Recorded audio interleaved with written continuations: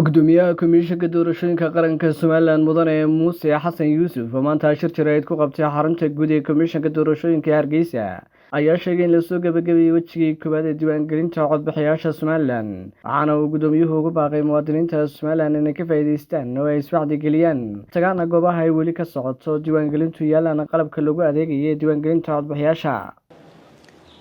maanta oo ay taariikhdu tahay 12 bishii koobaad 2023 waxaa xalay soo xarooday dhammaan goobihii loogu talagalay inay shaqeeyaan wajiga koobaad ama fayska koobaad oo ahaa 15 casho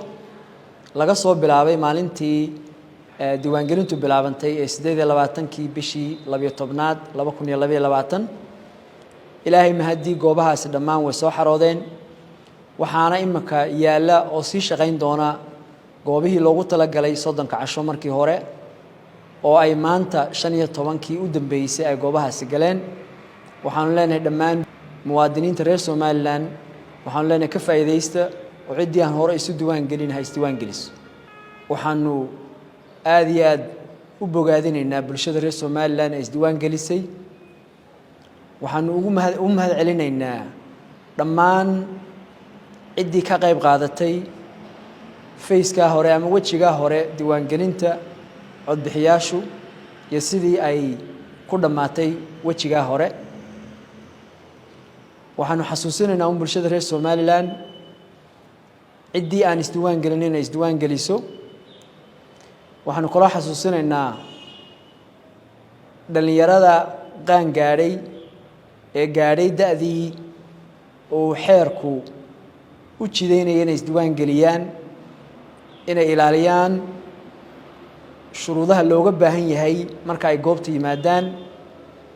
ama in waalidkood